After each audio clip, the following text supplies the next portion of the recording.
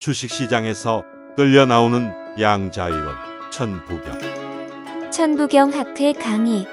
저자 황치만. 이번 시간에는 주식시장에서 끌려나오는 양자이론 천부경 두 번째 강의를 시작하겠습니다. 천부경의 80한자 각 문단마다 어떤 원론적인 의미를 가지고 있는지 깊숙하게 따져보고 그런 의미들이 우리의 실생활에서 관찰할 수 있는 것들은 어떤 것이 있는지 생각해 보겠습니다. 이미 출판된 책의 내용 중에서 필요한 부분만을 선택적으로 설명한다는 점을 감안하시고 부족한 부분은 책을 참고로 해 주시기 바랍니다.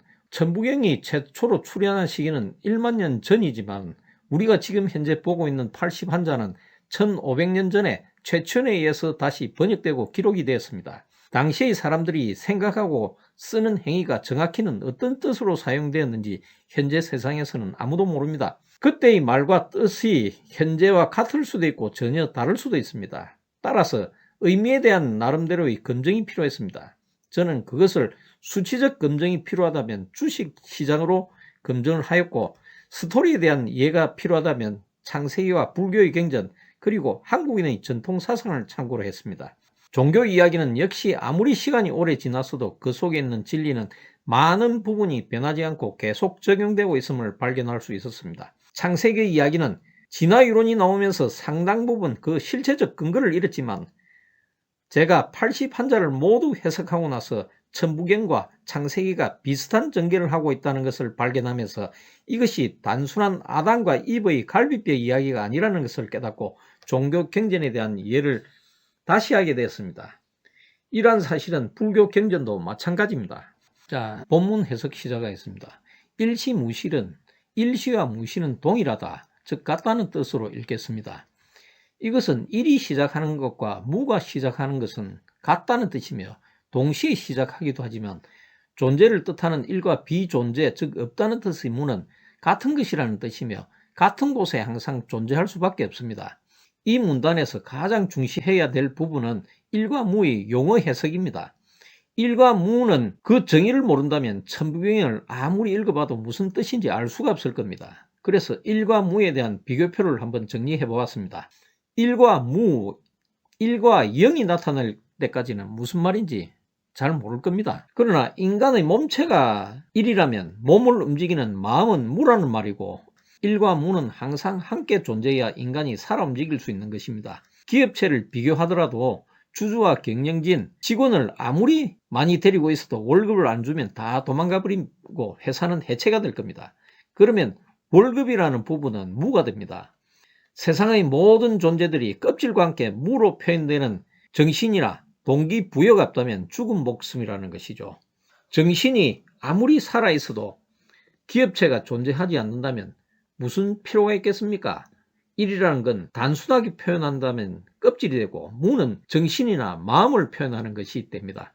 자, 우리가 왼쪽 하단의 금덩어리를 쳐다봅니다. 이 금덩어리는 금의 원자로 이루어져 있습니다. 원자는 원자 핵과 전자로 구성되어서 전자가 아주 빠른 속도로 움직이고 있기 때문에 우리가 눈으로 볼 수 있는 겁니다. 물질 덩어리인 원자 핵과 전자는 전체의 10만 분의 1에 불과하고 나머지는 빈 공간입니다. 이들이 에너지가 없어서 움직이지 않고 그대로 멈춰버린다면 우리 눈으로 금덩어리를 볼 수 없을 겁니다. 원자 사이의 넓은 공간을 통해서 빛이 모두 통과해버리고 반사되는 빛이 없을 거기 때문입니다. 그래서 다시 에너지를 주면서 전자를 움직이게 만든다면 다시 우리가 눈으로 볼 수 있는 것이죠. 이것이 에너지와 함께하는 우주의 원리인 셈이고, 불교에서 이야기하는 색적 시공, 공적 시색이라는 말이 되는 것입니다. 있는 것이 없는 것이고 없는 것이 있는 것이다는 이러한 우주의 원리를 깨달은 석가모니의 진언입니다. 이 원리와 비슷하게 적용되는 물리적 현상은 초전도 물질입니다. 온도를 극저온으로 낮추게 되면 물질의 에너지를 인위적으로 제거하게 됩니다. 그래 되면 물질 사이의 전자가 운동을 하지 못하고 멈춰버립니다. 그 사이를 우리가 필요한 전기를 별다른 방해를 받지 않고 100% 통과를 시키는 겁니다. 우리가 금덩어리를 보는 것은 원자 핵과 전자를 보는 것이 아닌 그 원자의 에너지를 보는 것입니다. 보이는 존재와 보이지 않는 존재인 에너지가 항상 같이 존재한다는 뜻이죠. 주의할 점은 마음과 에너지가 천부경에서 말하는 무는 아닙니다. 이해를 돕기 위해서 뒤에 나타나는 문장을 당겨서 사용한 것입니다. 무의 뜻은 그 부분에서 다시 정리하겠습니다. 다음은 석상극 무진본에 대한 해석을 해보겠습니다. 천부경의 초반부는 분열의 과정을 설명합니다. 석상극 무진본은 두 번째 분열의 단계로 일과 무의 두 개가 네 개로 분열하는 것이 맞는데 왜 세 개로 분할합니까?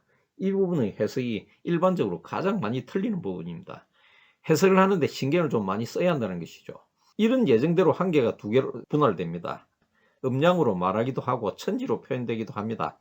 그 중에서 무는 수평 분할 대신에 수직 분할을 하게 됩니다. 무진본의 지는 자신의 모든 것을 소진시킨다는 뜻입니다.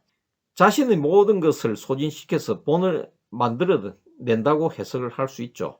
그래서 두 개가 아닌 한 개로 여전히 남게 됩니다.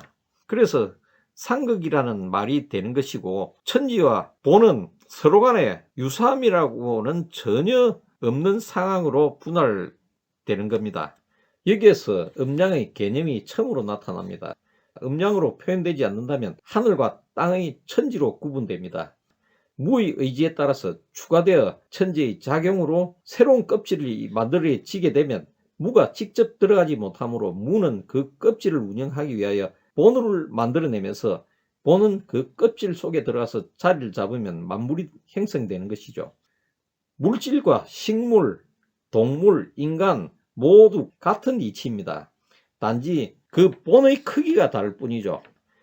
자, 여기서는 무와 본 용어 구분을 하기 위해서 만들어 놓은 화면입니다. 무와 본의 관계는 특별한 경우를 제외하고는 무와 본은 공존하지를 못합니다. 무가 분열을 해서 본을 만들어내게 되면 무는 현실 세계에서 사라져 버립니다. 이것이 창세기의 문장에는 하느님이 우리를 대신하여 지구를 관리할 수 있도록 인간을 만든다고 했습니다.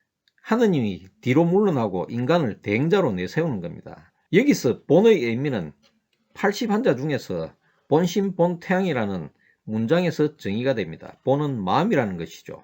그러면서 무는 마음보다 더 근원적인 영혼 또는 신으로 보는 겁니다. 물질에서 작용하는 그 에너지는 본이지만은 그 본의 그 근원적인 무는 에너지의 무는 아직 정의되지를 못했습니다. 책 내용 47페이지부터 62페이지의 내용은 천부경의 총 80한자 중에서 37자에 대한 내용입니다. 음양 오행과 팔계에 대한 내용으로 주역과 관련이 많고 논란이 크게 일어날 수 있습니다. 왜냐하면 현재 많은 사람들이 일반적으로 알고 있는 내용과 근본적인 차이가 존재하기 때문이기도 하지만 천부경으로서 할 말도 많은 부분입니다. 여기서는 간략하게 설명하고 넘어가고 추후에 별도의 책에서 자세히 설명하겠습니다. 이 내용들은 하늘의 뜻이 움직이는 과정인 두 문장과 땅의 뜻이 움직이는 세 개의 문장으로 구분할 수 있습니다. 또한 8개와 64개를 나타내는 두 개 반의 문장과 음양오행을 나타내는 두 개의 문장, 그리고 미래를 나타내는 0.5개의 문장으로 구성됩니다. 먼저 천일일, 지일리, 인일삼의 문장과 천이삼, 지삼, 인삼의 문장과 대삼합육의 문장을 함께 언급하겠습니다. 천일일, 지일리, 인일삼은 천지인 삼액의 8개를 형성합니다. 천이삼, 지삼, 인이삼에서는 앞의 삼액이 각각 두 개로 추가 분할하면서 육획의 개가 나타나는데 이 육획의 개를 대삼이라고 합니다. 대삼은 총 6개의 획으로 되어 있으며 이것이 주역에서 흔히 사용하는 64개의 기본이 됩니다. 천부경과 태오복회의 8개와 주나라 문왕의 공자의 8개는 모두 천부경에서 탄생했지만 주나라 문왕과 무왕이 천부경을 알 리가 없으므로 그 용도나 정신은 상당한 차이를 보일 수밖에 없습니다. 천부경의 8개는 3을 기본으로 하면서 조화와 협력을 그 기본으로 합니다만은 주역의 64개는 상계 하계의 중첩을 시도하면서 3이란 인간 중심의 정신을 상당히 쇠퇴시켰습니다. 즉 대립과 경쟁을 그리고 계급을 상징합니다.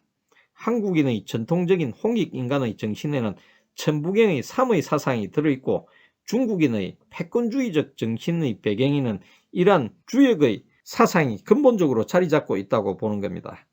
중국인의 패권적인 사고의 이면에는 유교적 사고가 주변 국가들의 중국에 대한 자발적인 복속을 유도하고 있다는 사실을 알고 계시는지 모르겠습니다.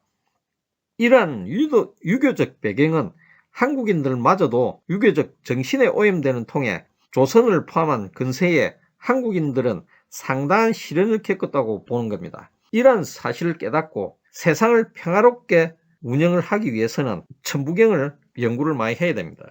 이것으로 천부경 2강의 강의를 마치겠습니다.